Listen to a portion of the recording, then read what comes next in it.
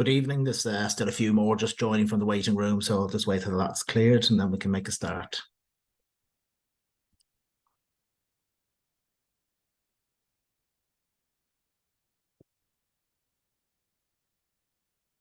Okay. Thank you very much for joining us this evening for our Co-op Party live Zoom event, one of our regular online briefing sessions, which we run throughout the year. You're very welcome to the first one of 2024, and Happy New Year to everyone. My name is Gareth Dowling. I'm a regional organiser at the Co-operative Party and also do a lot of work with the local government side of the work within the party. Really pleased to welcome you to tonight's briefing, which is on warm welcome, which is obviously rather timely. We've got two guests with us here tonight. We've got David Barclay from Warm Welcome, who's the campaign director, and Councillor Francesca Brennan from Inverclyde Council. Before we go into the briefing itself, if you would like to use the closed captioning for subtitles, there's a CC icon at the bottom of your screen. You can turn that on to be able to launch that. The recording, the meeting will be recorded and it will be posted on our YouTube channel after this event, so members who couldn't make it tonight will be able to watch it back. If you don't wish to appear in that recording at all, feel free to turn your camera off at this point. During the guests' contribution, we'll have all guests muted so that there won't be any interruptions. Once we've heard from all of our speakers, we'll then move to a question and answer session. If you have any questions, you can either pop them in the chat and they'll be moderated by the hosts and read out to the speakers at the end of the session, or you can raise a virtual hand and we'll send you a quick message to ask you to unmute and then to ask your question. And just to remind us, it's a Co-op Party event to remember our cooperative values and principles when contributing and treating others with respect at all times. So into tonight's session. So Warm Welcome, as Dave will introduce shortly, it came together in 2022 in light of dual crisis of energy and cost of living crisis and the impending freezing temperatures which we experienced last winter. David is the campaign director for the Umbrella Group, which brings together a range of organisations, voluntary groups, faith groups and charities who lead on supporting and delivering warm spaces, also referred to in some areas as warm hubs, warm banks and so on. So you'll have heard a lot about that in the media. David will give us an overview of the work of Warm Welcome, the national picture and some of the work going on around the country before we welcome Councillor Francesca Brennan, who is active within her local warm space, and tell us about her experience and any help that councils, councillors and party members can contribute towards the success of local warm spaces. So while we have had some cold snaps towards the end of 2023, temperatures haven't consistently hit the lows we saw 12 months ago, but current forecasts vary, some suggesting we could still see some dramatic drops later this month. Against the backdrop of the ongoing cost of living crisis, the 5% increase to the energy price cap this week, meaning households will pay on average £2,000 per year for energy, warm spaces could yet again be vital in supporting residents across the UK. And in typical cooperative fashion, we're doing what we can to deliver tangible support in our communities. So thank you for coming on this evening to learn more and hopefully be inspired to see what you can do. At this point, I'll pass over to David, and you've got a few slides and going to talk to us for 5 or 10 minutes. So thank you so much for coming on. Brilliant. Thank you, Gareth. And thank you everyone for joining. It's brilliant to be with you. And I'm particularly grateful for the opportunity to talk to people involved in the co-op movement, because I think you instinctively understand where all of this has come from, and the story of Warm Welcome, which is a story about seeing a big injustice in society and wanting to speak out about that and wanting to do something about that, but not being prepared to wait for someone at a national level to kind of fix it, but instead just kind of getting on and doing something innovative and creative and impactful at a local level, and then trying to find ways to join that up together into a kind of bigger movement. It's very much the co-op story, but it's also really the warm space and the warm welcome story. So it's great to be able to share that with you today. I'm just going to share my screen. Got a couple of slides. So my name's David. I'm the campaign director for Warm Welcome. And as Gareth has said, really it came from a conversation back in the summer of 2022 between former Prime Minister Gordon Brown and a number of faith and civil society leaders. And they were talking about the cost of living crisis. And you might remember at that time, Gordon was one of the people who was really blowing the trumpet for the crisis that was coming in terms of energy prices and the impact that was going to have on low-income households. And he painted quite a bleak picture of what warm spaces were going to look like. He said, you know, they're going to be needed, but he talked about, he described it as train station waiting room style heated spaces that were going to be used by families. And a lot of these civil society leaders just said, we have to do better than that. And we can do better than that. And so that's where this idea of warm welcome came from, was can we create something at a national level which can support and resource those local organizations at the heart of communities who want to offer something which is more than warmth, but actually which is about that whole concept of warm welcome, the meeting as well as the heating.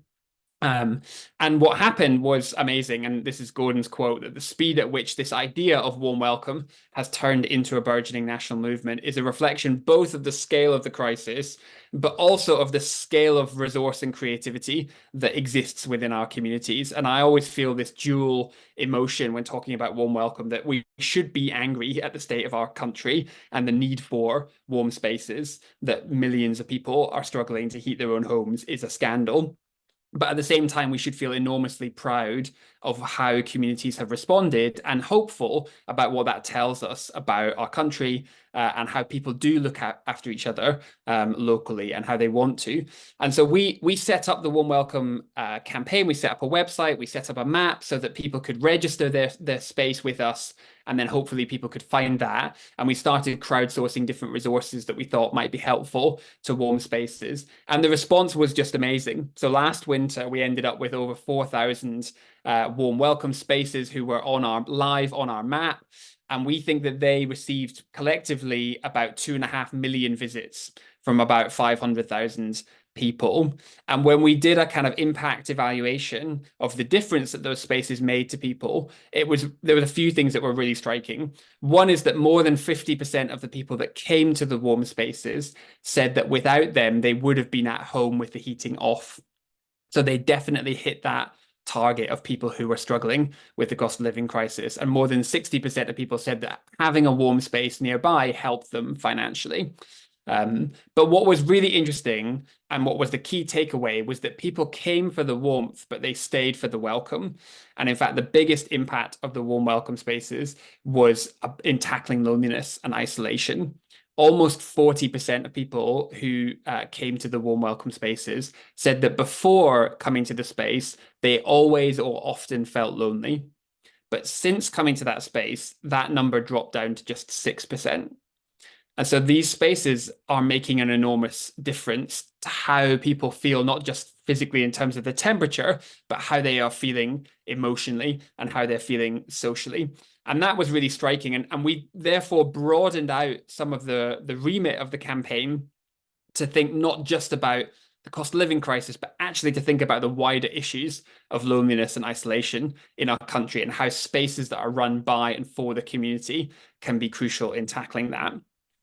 So what do we mean when we talk about warm welcome spaces? Well, for us, it's really simple. We wanted to keep the bar to participation as low as possible. So any organization which is offering a physical space that is warm, welcoming, safe, and free to enter, for us, matches that definition of being a warm welcome space. And that organization can register for free with us on our website. I'll put the website in the chat in a minute. And then they can benefit from all of the resources and being part of that wider movement. This is what warm spaces look like. They're about people coming together. The two most successful kind of templates that we found for warm spaces, one is a community meal, and the other is an after-school club. And where we've seen those warm spaces, there's lots of other ways that you can do warm spaces. There are sports clubs involved, there are theaters, there are community centers, there's all kinds of activity, everything that you can imagine. But actually, it can be really simple, and it can be something that is just bringing people together. Different activities or food we found have been really successful ways in destigmatizing the spaces. And that was one of the other key lessons from last winter, is that just having a space which is physically warm, but where nothing else is going on, is not something that people will want to necessarily come to. But having some kind of activity, whatever that might be, can really help. So this is our purpose and our vision. It's about turning poverty and isolation into warmth and local connection. That's why we exist as the Warm Welcome campaign. And our vision is for that fairer and friendlier society. So we're not ignoring the underlying issues. And in fact, we're doing a lot of work with different community organizing groups in different parts of the country to try and make sure that warm spaces have the tools they need to address some of those underlying issues. And in fact, we've seen some really interesting things already where warm spaces have been working together to try and tackle some underlying problems. So in Birmingham, a number of the warm spaces last winter worked together because they kept hearing stories about damp and mold in people's homes. And they decided to have a conversation collectively with the local council about that. And they developed a mechanism whereby the warm spaces could report those instances of damp and mold in people's homes directly to a senior council officer, so that they could be resolved really quickly. And for me, that was a really significant moment because it showed the potential of warm spaces working together to build power with local people and to tackle some of those underlying problems and issues. So here's what we do as a campaign. We resource, celebrate, and connect the spaces across the country. We try and offer resources and plug in different sources of support for spaces, but we also try and tell the story wherever we can so that everybody feels like they have that open invitation to come along and to be part of a warm and welcoming space and get involved in their community. And one of the great things about warm spaces is that the gap between someone who's a guest and someone who's a volunteer can be very small, can be very blurred. You know, it's so easy to not just, you don't come as a service user, you come as a guest, and everyone comes with something to offer and something to bring. And we've seen some amazing stories of people going on that journey and really getting involved in hosting and shaping the space that they're in. Here's some of the things that we're doing this winter. So if you go on our website, you'll see we've got over 3,000 spaces currently live on the map. So quite similar numbers to last year. And we've got all kinds of resources on there for spaces. We've got a volunteering partnership with Rotary to help spaces to define, develop, and retain volunteers. We're trying to signpost spaces to different funding opportunities as much as possible. We do also sometimes raise money that we can give out directly to spaces. And then we try and give people access to different resources and training. I was talking about community organizing. We've got some training sessions coming up for warm spaces about the tools of community organizing. And then we also bring together different organizations that are interested in different aspects. So we have a group, for example, for local councils, for people who are coordinating warm spaces at a local or regional level, so that they can come together and share best practice about what's working in their area, because they're all facing the same challenges in different parts of the country. And then we have a monthly steering group where we bring together people from different organizations, including from the co-op, who have been part of the story of Warm Welcome, part of that wider coalition right from the start. And then finally, we've got this online interactive map. So even if you just do one call to action is to, and you can do it while we're still on the call if you want to, is go to the Warm Welcome website and you can go on our map, put in your own postcode and see what's happening near you.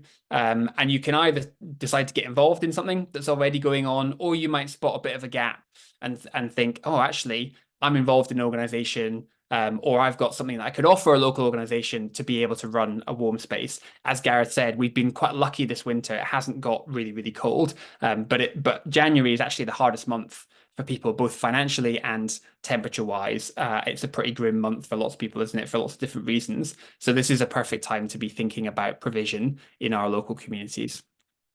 That's all from me, I think. Would love to answer any questions, but for now, I will hand over to Francesca. I'm really looking forward to hearing her story and her experience. Thanks very much, David, and thanks very much for the Co-operative Party for having me on this call. So I'm Councillor Francesca Brennan and I represent part of Greenock, which is in Inverclyde. So many of you may have been there, and if so, you'll know that it's a beautiful place. Lots of lovely hills, mountains, a gorgeous river, the Clyde running right through it, but also really quite a rainy, often quite chilly place. And where I'm actually based, we've got lots of architecturally beautiful homes, but they're big and drafty, and a lot of a kind of ageing population certainly living in Inverclyde, as well as lots of new people coming to the area and a kind of town centre type part to it as well, which still houses a lot of different people. So I'll start off by telling you a little bit about my background. I'll apologise that I do not have slides, lovely ones like David did, because the 3rd of January's come along a little bit faster than I thought it would. So I'm so impressed to see people on here tonight, and it shows how important this subject is. So since university, I've worked on and off as a community librarian, and it's something that I can't really seem to escape from throughout my working and my political life. I kind of think of libraries as the sort of original warm space. And I suppose I was working there during the financial crisis of 2007 and 2008. And I think that's when we really started to first see that the impact of that was going to bite for a long time. And it really became clear to me at that time that libraries were going to have to do a lot of the heavy lifting in terms of being there as a community space to house lots of different people for lots of different needs. And that was something that was really close to my heart and I really believed in, but it was a big journey for different people to be a part of. I moved on into teaching and very much worked in a kind of nurturing side of teaching, which I still do. And something that's always struck me doing the nurture side of the job is about bringing families in for a mealtime, for a shared snack, and how nothing can be more nurturing than that coming together for a meal. That's led me on to different projects, like being involved in the Great Get Together, inspired by Joe Cox. And it showed me organising Great Get Together type events, how much people really wanted to come together in a community space for that shared experience of a scone, as it could be, and just to be together, and something that a lot of people find missing in modern life, regardless of their financial situation. Of course, David's touched on things like, I suppose, the crisis and how that brings seeds some positive impacts. And I definitely found that in Inverclyde during the pandemic, that we were one of the worst, often one of the worst hit areas. But people really found that strength in community, and I was involved in doing things like meal preparation and meal delivery and getting food to people who need it. Now, none of that is a surprise to anybody on this call, because as co-operators, we've long had our fight for food justice. And so lots of you will already be really, really heavily involved in different kind of right to food campaigns. And I see that there are very strong correlations between that food justice side and the warm spaces, and that's something I'll go on to talk about. So yeah, back in autumn 2022, as David said, we started to hear really from big sort of economic commentators like former Prime Minister Gordon Brown. And I think for me as well, listening to people like Martin Lewis really sharing those warnings about how the cost of living crisis was going to impact upon people. And I remember Martin Lewis taking a holiday, and at one point, a lot of people saying, "Oh, thank goodness," because it's so worrying, it's so concerning that these messages coming through. But I was really thinking, what is it we can do? What can I do? And as a cooperative councillor, definitely I was visiting at that point all the different food justice venues and seeing what were people doing in that area. And also even just where I live, I've got two neighbours who are ministers, and I was speaking to them and saying, look, you've got kind of community halls, you've got spaces, what are you thinking about this? What are you going to do? And we were having these kind of chats, and at that point then, somebody handed me a notice in a local church bulletin that was looking for volunteers at the Inverclyde Forum. They were needing more people to come along, and I thought, you know what, if I'm worried about the cost of living crisis, I've just got to roll up my sleeves and get along and do something. So I started going along to this forum once a week. It runs twice a week, and helping out there. And what they do is they provide a warm meal, a really kind of nice, like well-served sit-down meal, but all done by volunteers, and thinking the volunteers are getting a lot out of it too.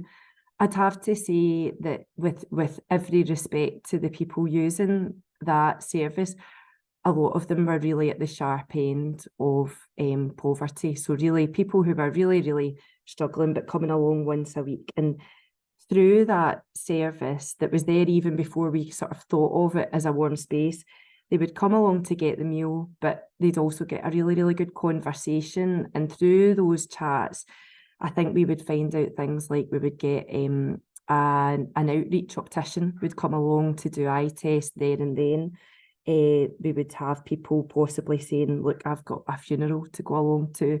I don't have a suit, so somebody would do something to source them a suit.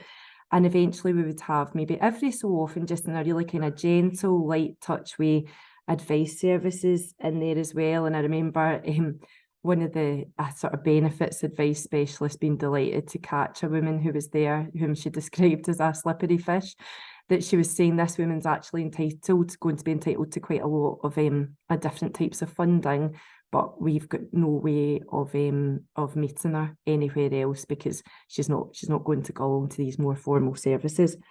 So I think I could see going along there that it was a really, really valuable space, and definitely felt good to be right there in amongst it as during this cost of living crisis, that I was actually there supporting people. But by this time, I'd also been elected as a Labour and cooperative councillor and started to hear murmurings about what people were doing in terms of warm banks, warm spaces, warm hubs, and thinking, what's that going to look like? What can we as a council do? As a Labour and cooperative councillor, what is it I can do that I'm more than happy to kind of get in and be really hands-on? And I think that's something that's so important, to kind of stay in touch and see exactly what's needed. But what can I do at a more sort of strategic political level? And I know there are some councillors on this call, or lots of cooperative members with access to their local councillors. So first off, I thought about mapping in Inverclyde. I was just thinking, is that the best step? Is it saying, where are these warm spaces? Is it libraries? Is it different community centres that are open? Is it places that have a laundrette? Then I kind of had a chat with some other councillors, and I went to my council leader, Councillor Stephen McCabe, who's got a really strong anti-poverty record, and we started to think about funding. So we were able to identify £100,000 of council funding to eventually evolve into something called the Warm Hand of Friendship Initiative. I'm not sure what you think about that title. It's lovely, isn't it? But yeah, and I say that Inverclyde's, I think, the second smallest local authority in Scotland. So those types of funding, you get a sense then of what that would mean in your area. So that was looking at going into winter 2022. We didn't know what that was going to look like for the cost of living crisis, but we identified £100,000 of funding, and groups and bodies were invited to apply for up to £3,000 per group for example, funding for hiring out a venue, funding for food, funding for energy costs, and and they didn't, the application process wasn't too onerous. It wasn't going to be anything that would put people off. So we got a wide range of applicants, and I think looking back to the figures from winter 2022, we gave 51 grants to 44 groups, and 10,000 people attended a Warm Hand of Friendship session across about 1,300 sessions. So we could see that the figures spoke for themselves, and the findings that we had from that were very much that warm activities were the most popular, where people were coming along to access, for example, a cinema club after school, or a reading group at a library that also just had thrown in a warm meal as well as part of that. We also looked at a number of kind of side hustles to that as well, where we looked at the food banks, which we all know we would love to live in a society where they don't exist, but we looked at sourcing different models of funding for that too, and we gave out plenty of guidance for organisations to apply, really looking at who are you, what is your group, who is it you're going to be supporting, and what you'll use the money for. And I suppose thinking back to the forum where I first started volunteering, what that looked like there was that they were able to up the number of sessions that they were running. They were able to, we always had a strong partnership with local supermarkets, but we were able to also give out supermarket vouchers to the people coming along. We were able to buy a decent shopping bag for people who were attending, so that they could fill it up with their groceries. And we were able to buy things like duvets, things like a pillow set, just different things like that we were going to make the winter a bit more palatable for them. So I think in terms of looking at, so that's been really successful here in Inverclyde, and I suppose, like we all know, we would much prefer for this not to have to be a reality.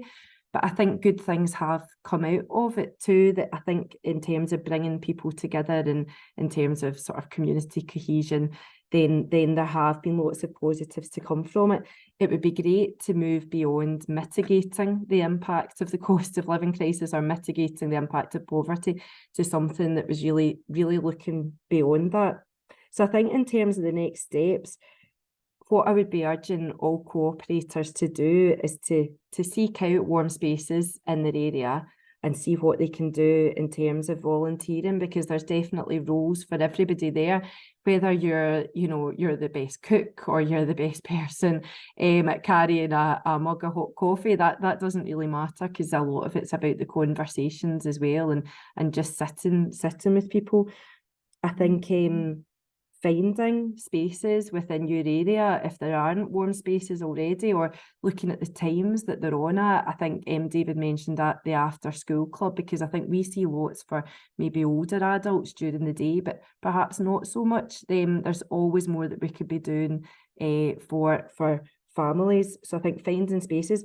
I think also there's a real need to protect community spaces, because, like I mentioned, the financial crisis earlier on, but so many of us, after decades of cuts, will see our community spaces decimated. And I think so really trying to protect those libraries and those community centres as much as we can. And I suppose lobbying your councillors and your other elected representatives as well to establish warm spaces, to be leading from the front in that sense as well, and to protect those. I think what I'd love to see, and it probably does exist, so somebody can tell me about it, is that a coming together of the warm space and the food justice model, to see that big cooperative kitchen, because I keep thinking that's we talk a lot about like zero waste pantries that mean that there's no stigma, everybody can come along, or zero waste food, sort of circular clothes swaps. That I'd love to see some sort of kitchen initiatives going on where you can go along just and get a warm meal with whoever you need to for a really low price or zero price. I think that would be a great step forward. So that's something to be thinking about for the year ahead. Thanks very much for your time and listening. Thank you. Brilliant. Thank you so much for that. And before we move on, I'm just going to ask Rodney to come in for just a moment, who's set up a coffee morning in his local area. He's going to tell us briefly about that. There we go.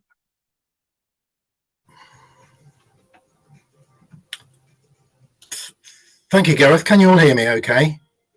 Yeah, that's perfect. I mean, first of all, I think it's an absolute disgrace that we can't sit in our own homes, in this day and age, and be warm and invite friends around. But anyway, back to my Friday club.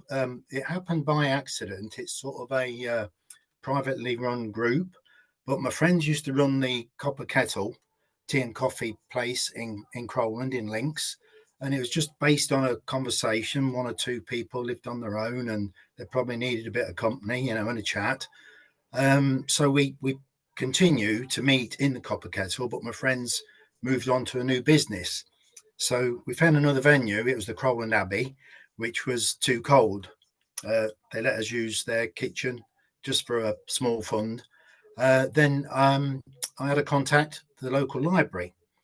So I hired the local library out on a Friday morning for a few hours, £15, and we all sort of chip in a few pounds, and we have a coffee and a piece of cake, and it's grown from 4 people to say nearly 15 now. And I've been a little bit crafty. I'm a Labour Party member and a new Co-op Party member. I've invited our local MP, Sir John Hayes, down in February to talk to the group. We've got a long list of questions for him. But like I say, it's privately run, but you know, who knows? We meet on a Friday and we called it a gentleman's coffee morning because we realised there wasn't many things going for gentlemen only, you know. So no disrespect to the ladies, but it's been a great success anyway. So I thought I'd like to share it with the group tonight. Thank you very much. That's brilliant. Thanks for contributing that. So just reflecting back on before we jump over for questions, I think it's important to recognise it's in Lancashire here where I am, we've got MECC, Make Every Connection Count, and I think both David and Francesca have touched on that between sort of the areas around being beyond warm welcome, beyond just sort of food and meal support, but also tackling isolation, debt advice, council housing issues, and so on. So it's much more than just a warm space, which is obviously where it generated from. And I suppose each area and each warm space can offer as little or as much as they can in terms of their capacity. And I think it's been, you know, as Rodney's contributed there as well, that's been a good opportunity for men in his area to come together and to forge friendships, relationships, and so on. So just to touch briefly on David's points as well, that he mentioned a lot about the website and the maps and so on. And just for all members, if you haven't seen the rest of the email that was sent earlier this week, the briefing that we put out, all the links are in that chat as well. But David has helpfully put them in the chat box here tonight. So there was a question in the chat, particularly around funding, and particularly around, you know, sources of funding. And I know Francesca touched on that as well. But David, is there main areas where you see people that are accessing funding from, particularly the big funders like like National Lottery, and how successful have Warm Spaces been in that? Yeah, we've seen local groups be able to access funding from a variety of different sources. This is one of the ways in which Warm Spaces have been remarkably creative. Some of that has been local government. So I'd really encourage people, if they are looking to set up space or need funding for space, do contact your local councillor and ask what might be available from local government. Lots of local councils have used something called the Household Support Fund, or other sources of funding, public health funding potentially. Some of them have got really creative around NHS funding, integrated care system funding, but most of that you should be able to find out through your local councillor or through local government. There's also have been several community foundations that have had particular schemes, or other kind of local charitable trusts and foundations. So if you have a community foundation near you, for example, Norfolk Community Foundation has a community hotspot scheme where they raise money from businesses and local government and individuals and then give it out to community groups to run warm spaces. We've also seen some of those big national trusts and foundations. You mentioned the lottery have the Awards for All scheme, and I know a number of warm spaces have been successful in applying to that. And then there are the other source that might be worth thinking about is energy infrastructure businesses. So, for example, the National Grid has a big Community Matters fund, and they've just done a big round of funding tackling fuel poverty. Now, those companies, they're private companies, but they tend to operate in particular geographical areas. So it'd be worth having a look at, who's the kind of gas company or the energy supply company in your particular part of the country, because they might also have a scheme and they might be interested in trying to support vulnerable customers in that area. So those are a few different ideas of places to look. But if you register a space with us on the Warm Welcome website, we'll also give you regular information about funding sources. Thanks, Dave. And part of that question was around funding towards energy saving measures as well. So, we've heard about linking in between our food justice and the Warm Welcome campaigns, but also our community energy and our energy installation campaigns that we're running through the party now at the moment. So the further or the increased use of these community centres, we're finding that some of them aren't very well insulated, and obviously then that brings with it increased energy bills, which is where the funding's coming from. So I think it's a great approach to then say, how can we make the community centres we're using more energy friendly? Alex, you've got your hand up. Do you want to ask a question? I'll just ask you to move there. Yes, thank you, and thank you for your presentation. I'm Alex. I'm a Labour and Co-op councillor in Cambridgeshire, and I have a new role as the Vice Chair of Communities as well, so covering libraries, where we did a lot of work with warm hubs, warm spaces. My question is around funding as well, but you partly covered it, because with the Household Support Fund, we don't have any commitment from the government that it will continue, and actually we used locally a lot of the Household Support Fund for that, so that would really be a shame if the government chooses beyond April, I think, not to continue with the funding. So that's really concerning locally. But I was wondering, what were your thoughts if you collaborated in any way with the libraries of sanctuary, or like kind of the city of sanctuary approach, because we're trying to do more kind of crossover between food, sustainable food work, libraries work, as well as kind of the broader welcome offer, such as libraries of sanctuary. So I was wondering if you had any experience with that, because we're trying to look at new models, I guess, in Cambridgeshire. Thank you. David or Francesca, whoever. Yeah, thanks, David. Alex. Great to hear from your experience locally. And yes, I mean, it's one of those things that in some ways happen very organically, that lots of the warm welcome spaces have found themselves offering that welcome and hospitality to people who are new arrivals, different kinds. And of course, for example, people seeking asylum who might be in hotels have often made use of those warm spaces, and they've provide a really valuable source of support and connection for those people. We do talk quite a lot to City of Sanctuary, and the organisation that I work for, from which Warm Welcome has come, also does a lot of work around refugee and migrant support. We call the Good Faith Partnership. And so we've got some experience as well that we can use to try and help equip and support spaces to be particularly friendly to people that might be newly arrived in the community or newly arrived in the country. Francesca, anything out there? Thanks very much. I suppose in terms of funding models, I'm aware that it's quite different probably in Scotland from the way it is in England. I think, yeah, we're definitely seeing similar things with libraries here. So I suppose it's as much about the things that work well, and I'm sure you're aware of this, Alex, are things like making sure your information sharing and signposting is as kind of on point as it possibly can, so that finding people where they are and saying to them, look, here's somewhere you can come to, and the opening hours are really a thing to look at. I'm sure in Cambridge your opening hours are much more accessible than they are possibly in a smaller area such as Inverclyde, but looking at how they meet the needs of the people around them and just making sure that information's out there. We did a couple of things in libraries as well, where it was kind of look at checking the open hours, and I mentioned the cinema nights as well.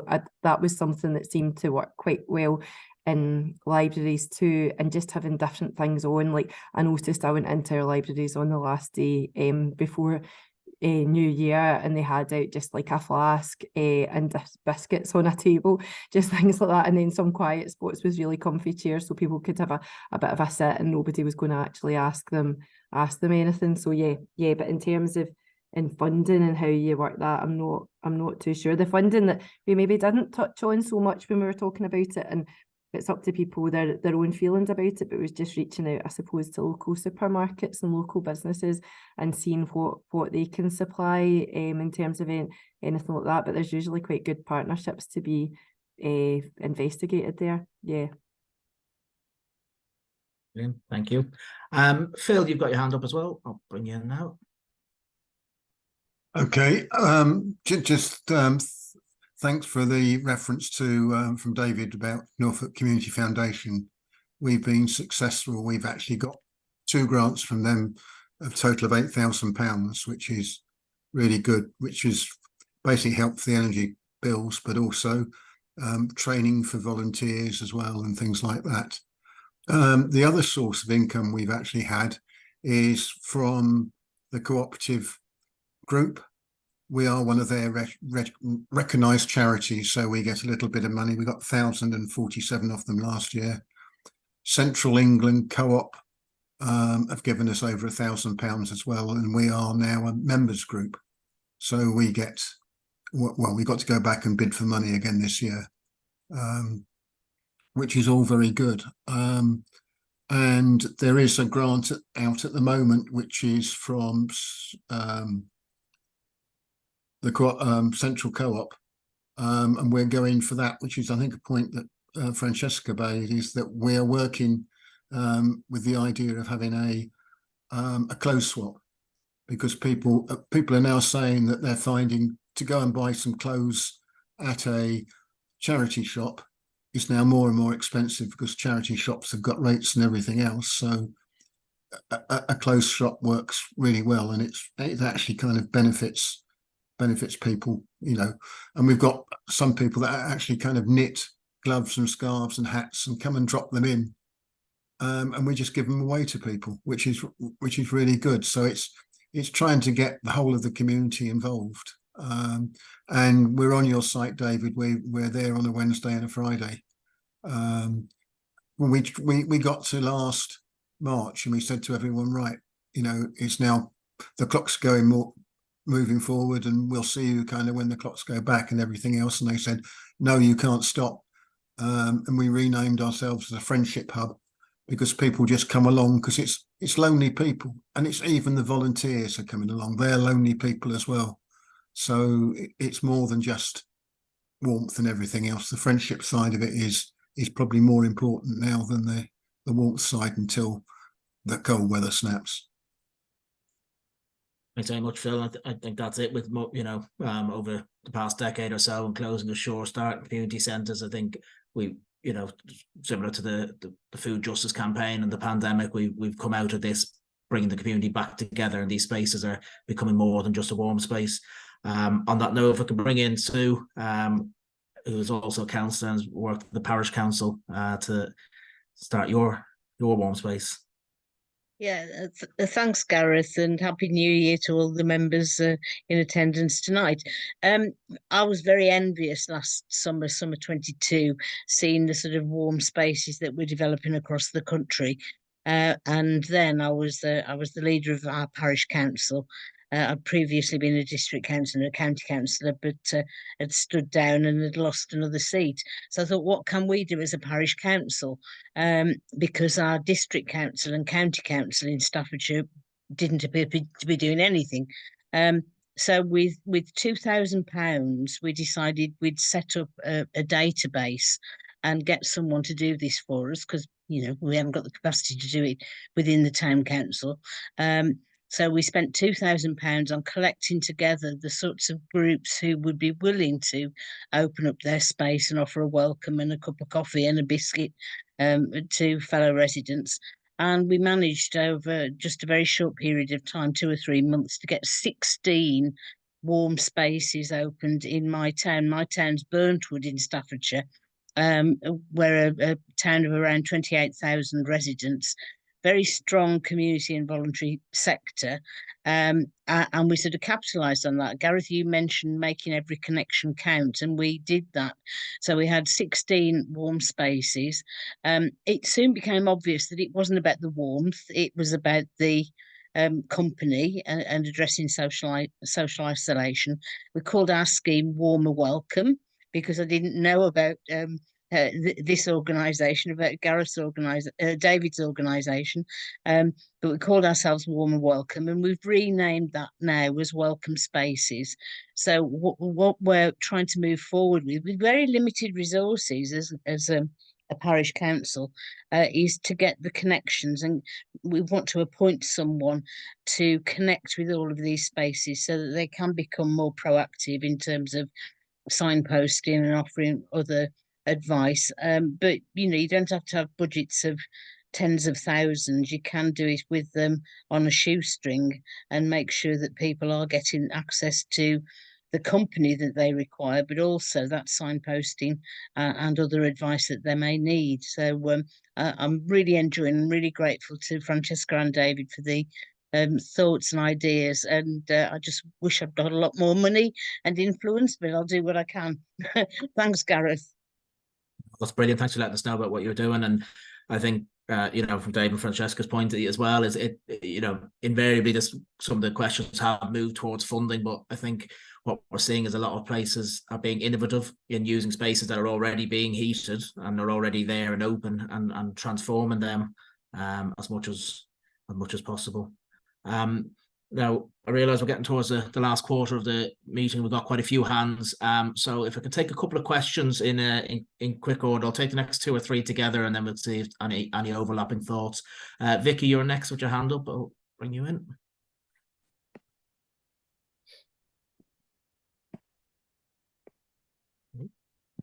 Hiya, thanks, Gareth.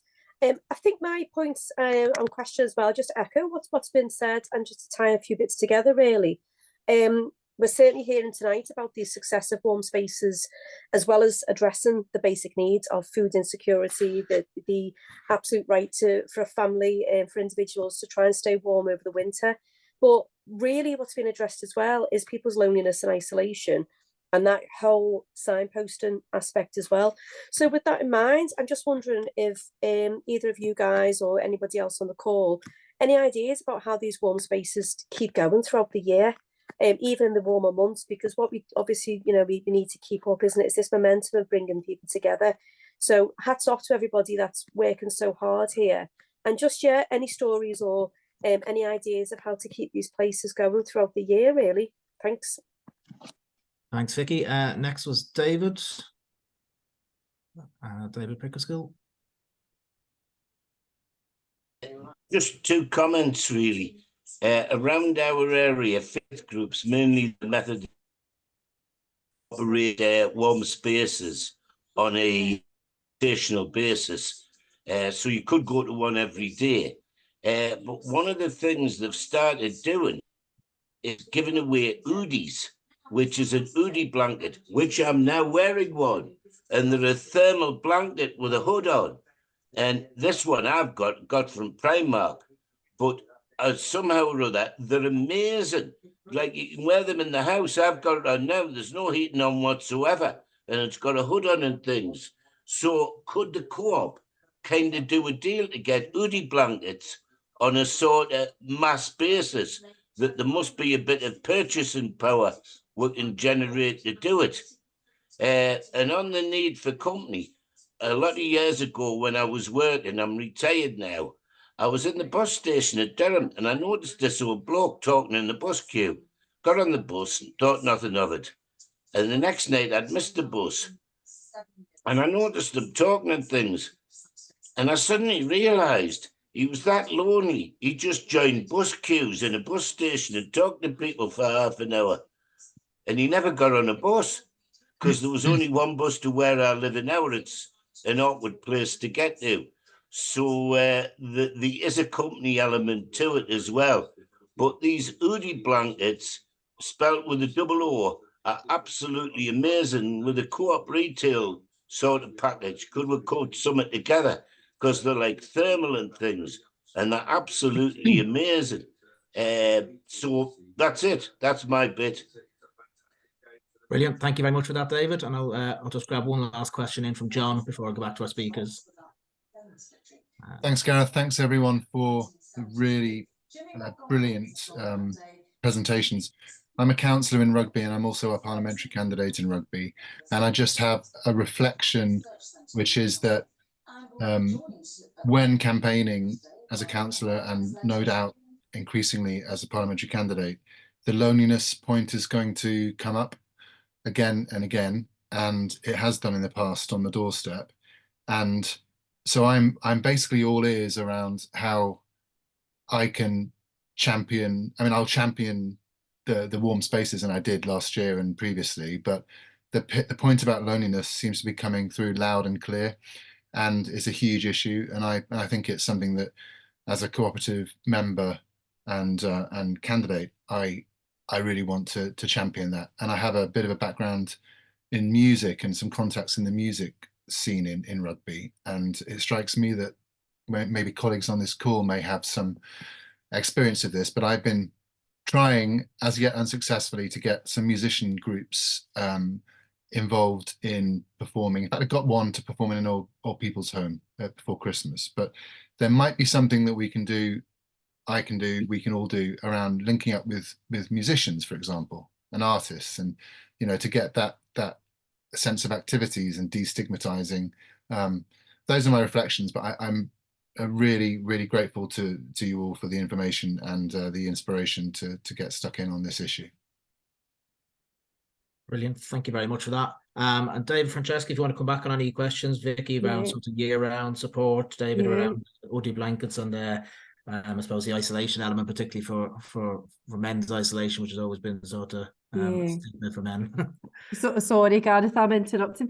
Yeah, big fan of the Oodie here myself, or even the generic Snuddy that you get at a well-known retailer, a well-known high street retailer. So yeah, I think it was Sue was asking about keeping things going all year round. I think that's definitely all about your volunteer base, just in very practical terms, that it's trying to find and maintain those volunteers. And I think so linking in, if you've got sort of any sort of volunteer organisation locally and seeing matching people up to the opportunities you have. But I think, you know, we could talk about the pandemic till the cows come home in terms of, I suppose, even in the loneliness and the mental health impact.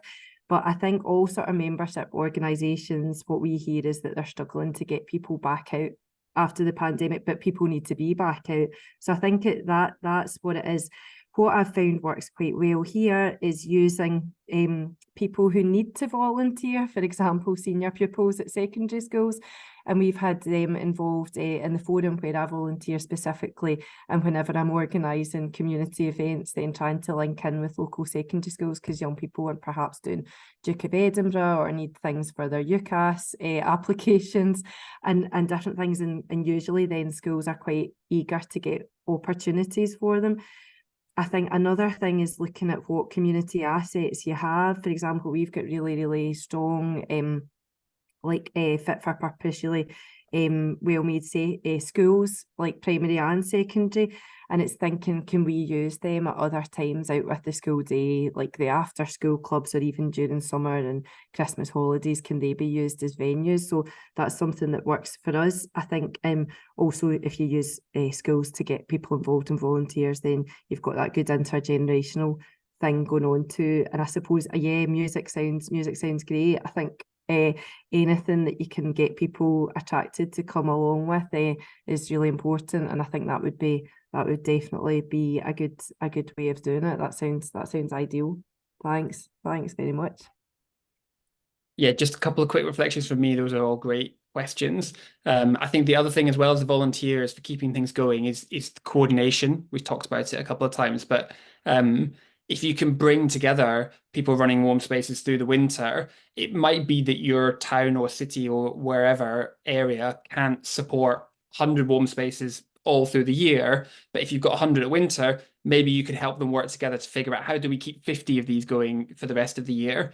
That's kind of what we saw in Bristol, was that there were about 100 over the winter period, and then that dropped down to 50 or so. But because they'd had some experience of working together through the winter, because the council and others had been helping them to coordinate with each other, they were able to say, well, look, if your space is kind of closing down, can your volunteers, even if you've not got many of them, can they come and help out at the library, for example? If it's too expensive to keep the church open, can we go to the library, which is already going to be open anyway, and volunteer there? So I think engendering those relationships, those conversations, is probably one of the key aspects of how you can kind of build a sustainable network that can survive throughout the seasons.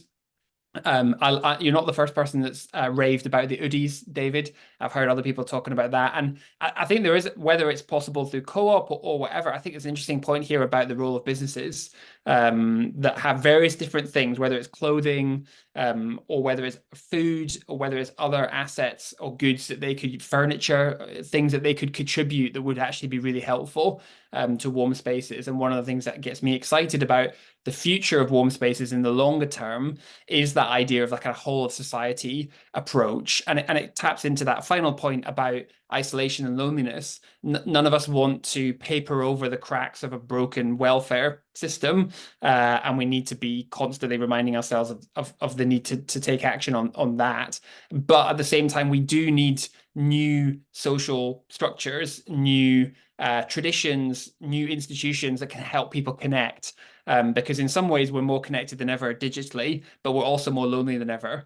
And so I think warm spaces is part of a kind of natural, in a sense, fight back against that. And the former Surgeon General in the US, a guy called Vivek Murthy, has written about this a lot. And he says we think we should treat isolation in the same way that we treat obesity or smoking as a public health crisis, and that we should use all of the resources that we use to try and tackle those to also support opportunities for people to connect with each other. And so I think we can take inspiration from people like that and say we're part of something here that really is massively required in society and needs to be here for the medium to long term.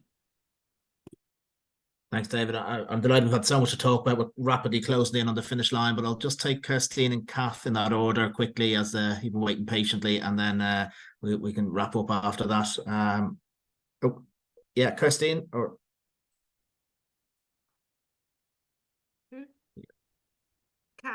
Catherine. Oh, thank you. Oh, sorry. There you go. Thank you. A wee problem on muting there. I'm a councillor in West Lothian, and we've been involved in coordinating warm spaces.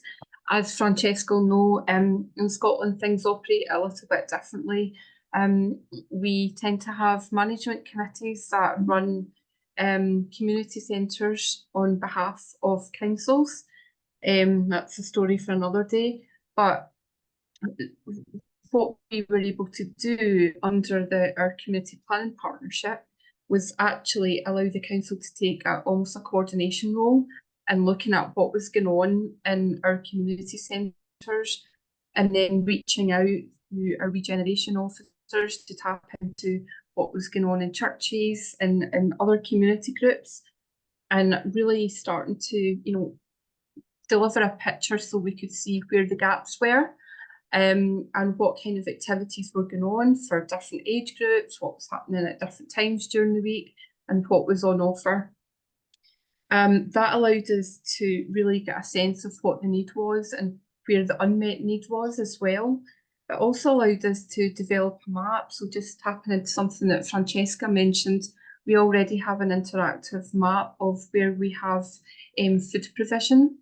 So whether that's meals available or food for collection. So we were able to develop a map quite similar to the warm welcome map, just for the local warm welcome spaces, but actually overlay that with where there was food provision, so people knew that on a particular day of the week they could go there for shelter and for food.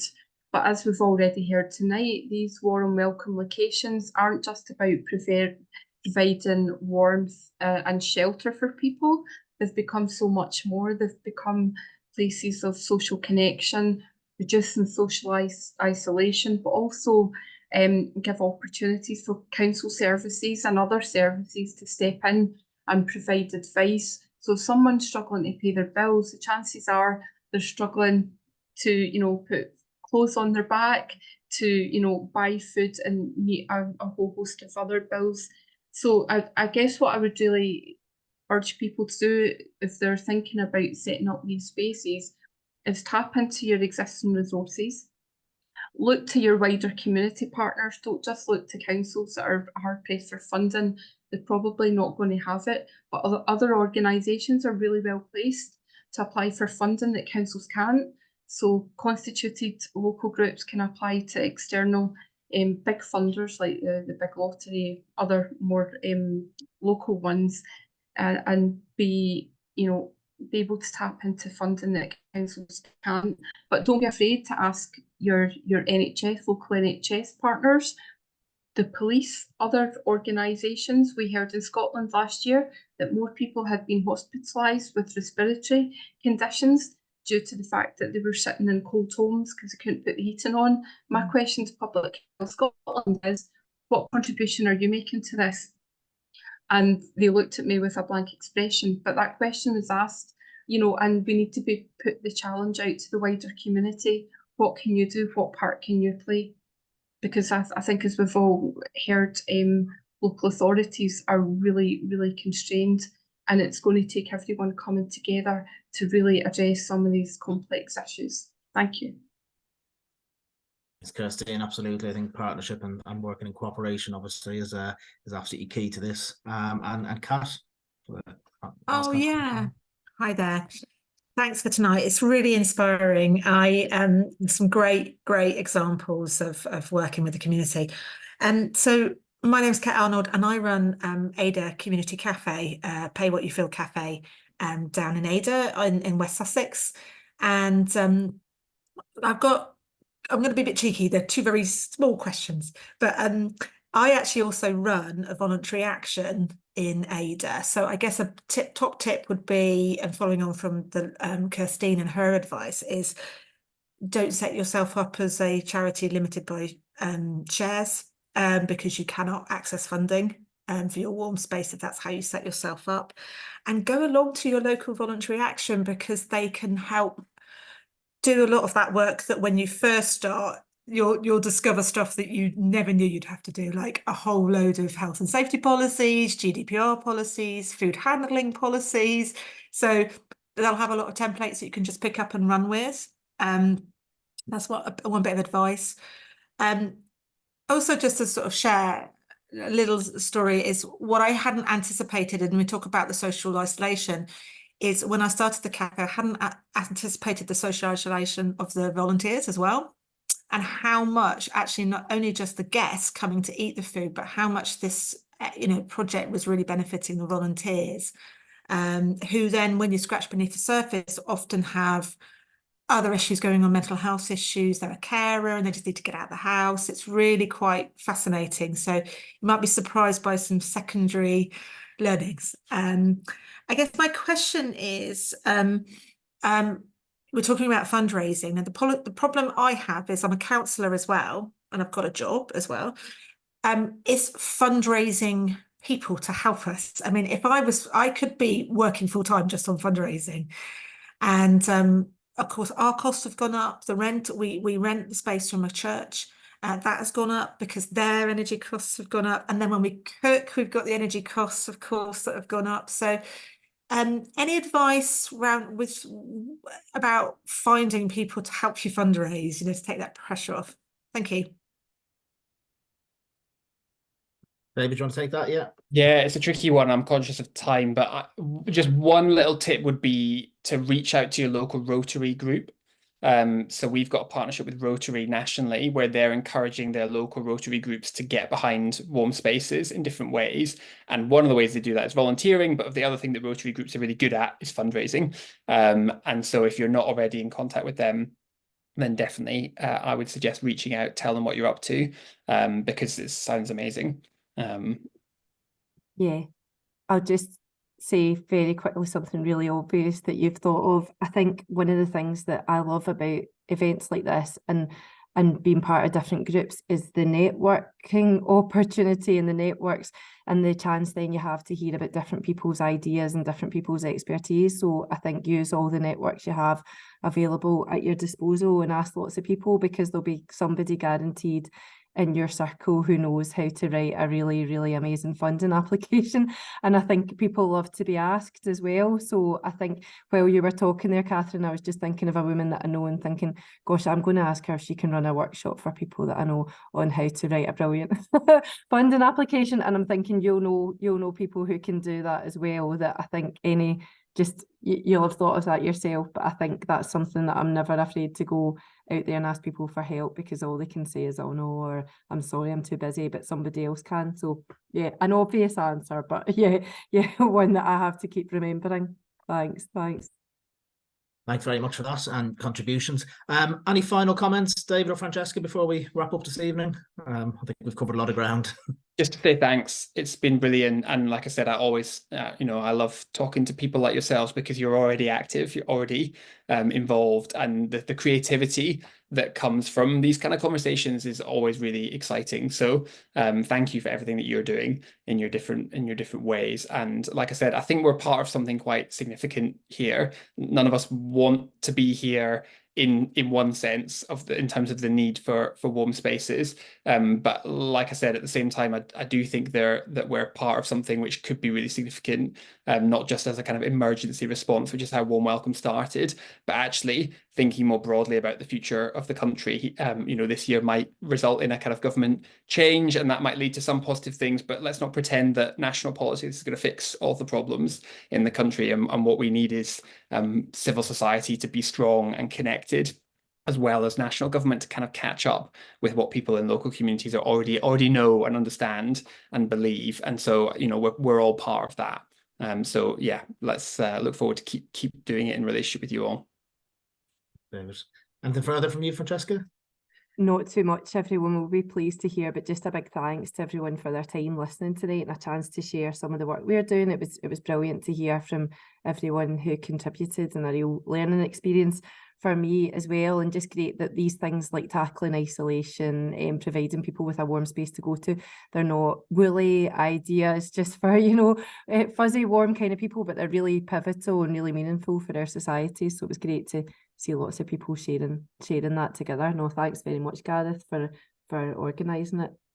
Well, thank you very much for starters coming on as a volunteer who's actually doing this on the ground. It's been really great. And to hear from yourself, David, thanks for giving up your evening as well. And thanks for everyone for joining, but also, we can see so many people are contributing in their local communities. What I would say as well is we found that people are contributing in different ways. If you want to tell us about it, please do. We can share that message with our 14,000 members of the Co-op Party. We can also share the message with David and through the warm welcome networks.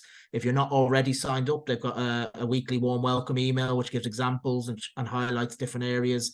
My own local warm space, Hope Street in Ormskirk, was highlighted just a couple of weeks ago. So there's great examples you can get there. Loads of funding initiatives on their website and so on. If you need to get in touch with us to ask any questions, please do. You can find myself, David, or Francesca's details online, or if you want to get in touch with any of the contributors from tonight, just send me an email and I'll connect you. So do let us know what you're up to. That's our first Co-op Party Live briefing of the year. There's going to be an email in the next week or two just to outline just how many we'll have coming up. It's going to be a big year for the party and for the movement and for the country. We'll have a range of these types of meetings, briefings and events, and some of it will inevitably move towards campaigning in the coming months. But for now, thank you very much for joining us, and have a good night and a good 2024.